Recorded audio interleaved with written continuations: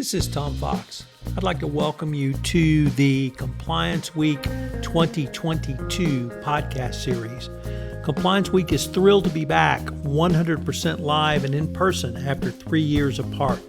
Back for its 17th year at Compliance Week National 2022, compliance, ethics, legal, and audit professionals will gain insights and make connections at the industry's premier cross-industry national compliance event, offering knowledge-packed, accredited sessions and take-home advice from the most influential leaders in the compliance community.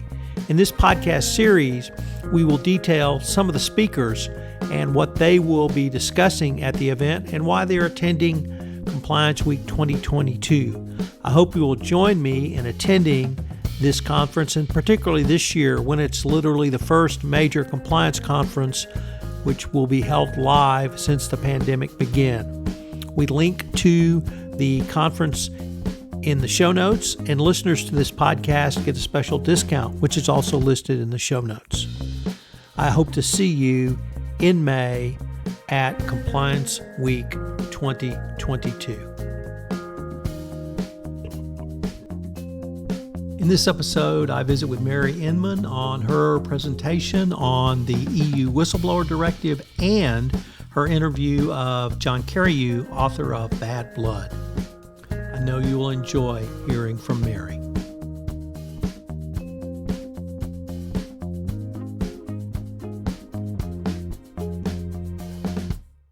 Hello, everyone. This is Tom Fox back for another episode. And today I have with me Mary Inman. Mary is a partner at Constantine Cannon. And first of all, Mary, thank you so much for taking the time to visit with me. Thank you so much, Tom, for having me. Always great to be on your podcast. So what are you up to these days, Mary? Well, what I'm up to these days depends on the whistleblowing flavor du jour. And right now, the flavor is how whistleblowers can help us detect money laundering by Russian oligarchs. So you remember all these yachts that have been seized. We're trying to deal with, obviously, the sanctions list. And that's the way we're trying to put the pressure on Putin, of course, is to put the pressure on a lot of his friends in the hopes that they will pressure him to change course in Ukraine.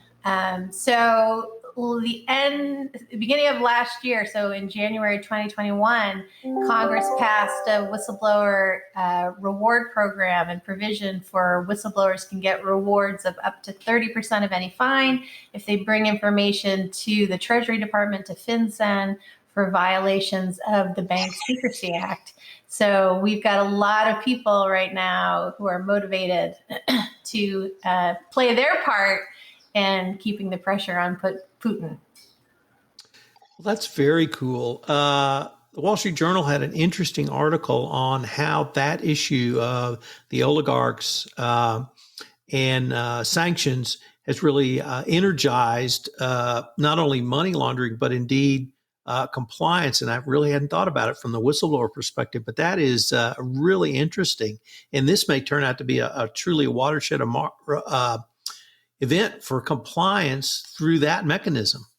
Absolutely. And my law partner, Poppy Alexander, is going to be on a panel in Compliance Week where they're talking about this very topic. So don't miss that. Well, you are on a panel on how global companies are responding to the EU Whistleblower Protection Directive. And I was wondering, one, if you could tell us a little bit about what you'd like to talk about, but two, you can maybe guide me into what I need to talk about on that presentation as well. So we're going to be co-panelists, Tom, and I'm looking forward to it. So you're getting a little cheat sheet, a little preview, a teaser here. So yes, the EU directive was passed in 2019, and the deadline for all 27 member states to transpose the law was in December of 2021. And there's a marvelous website that's called the EU Whistleblowing Directive Monitor. They're basically monitoring who's compliant and who isn't. So at this very moment, I just checked it about 2 minutes ago, There are 8 countries that have adopted the laws. They haven't quite transposed, but they're at least well on their way. And that's France, Latvia, Lithuania, Malta, Portugal, Sweden, Denmark, and Cyprus. There are 18 of the 27 member states who are delayed, and there's one delinquent, which is Hungary, which hasn't even started the process.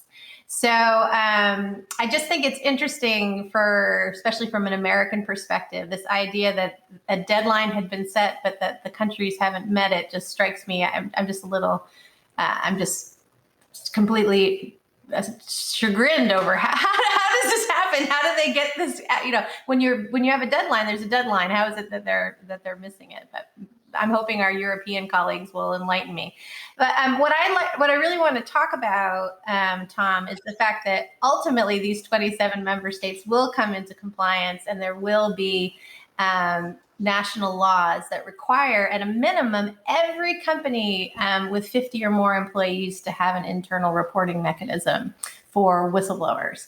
So what I really look forward to talking to folks about is, how do companies do more than just have a tick box exercise to come into compliance, but how do they actually change their way of thinking and start to embrace whistleblowers? Because it's one thing to comply to the letter of the law, but not to the spirit of it. And we've just seen that many employers just revert to what I refer to as medieval thinking on whistleblowing. The best employers think, even when they have the best intentions and the best compliance programs, as soon as someone says, in the case of Wirecard or Theranos or Enron, some of the biggest scandals, it's all of a sudden shoot the messenger and divert attention from the message. So I'll definitely be trying to share some practical tips on some social behavioral science and studies and statistics that show that actually whistleblowers need to be seen as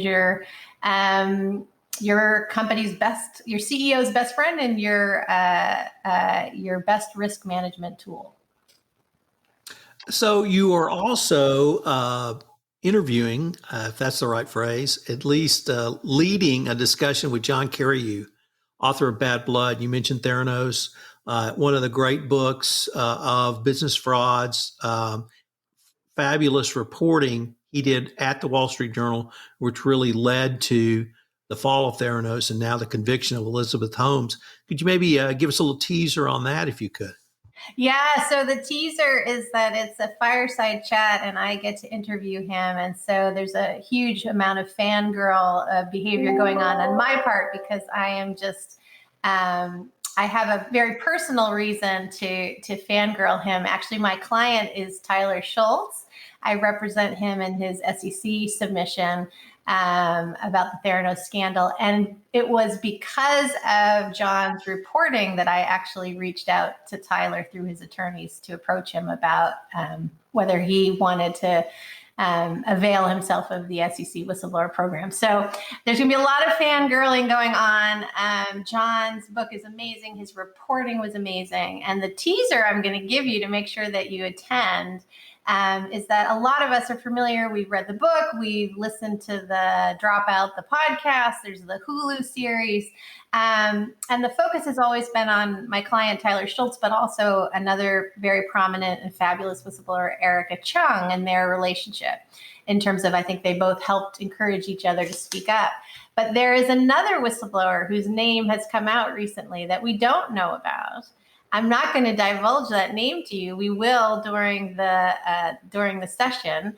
But I think what's going to be really interesting about speaking to John about this is the role of these whistleblowers as his confidential sources, and why is it that Tyler sort of is the one that's the household name, and how is it we're only coming to learn right now about another whistleblower who was very instrumental in John's reporting. So there's a lot of compliance lessons to be learned from Theranos. We'll talk certainly about the fact that how can you have a board that doesn't have anyone with any biotech experience. You have a lot of really big names in Kissinger, Petraeus, and Schultz, but that should have been a red flag. And then also just some other red flags for compliance people to think about.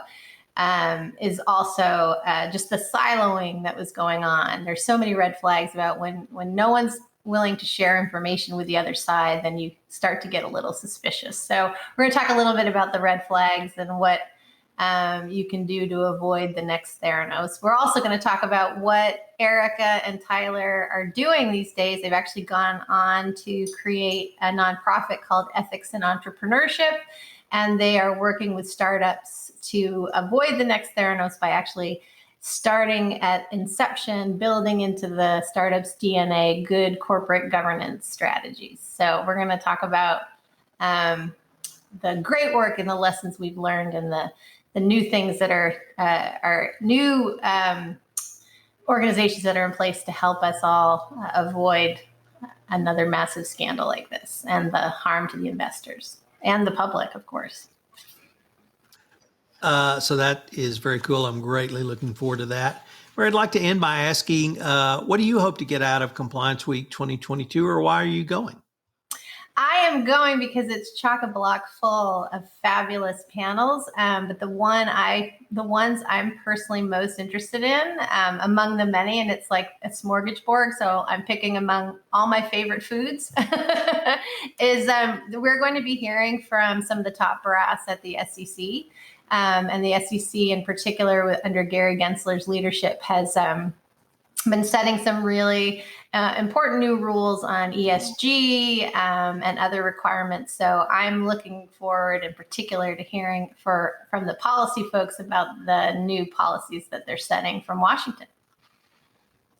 Well, Mary, unfortunately, we're near the end of our time for this episode, but I hope our listeners will join both of us at Compliance Week 2022, and I'm greatly looking forward. We've actually never met in person, so I'm looking forward to finally meeting you. Likewise, I'm looking forward to actually being face to face with all of these people I so admire. So it's going to be fabulous meeting you, Tom, in the flesh, not in the studio. All right. Thanks so much. Thank you, Tom. This is Tom Fox again. Hope you'll plan to join me at Compliance Week 2022. Registration information is found in the show notes. And of course, there's a discount code for listeners to this podcast that I've listed in the show notes as well. It's going to be a great conference. We're all going to be able to get together in a full conference for the first time since the pandemic began. I hope you will plan to join me and all of your fellow compliance professionals at Compliance Week 2022.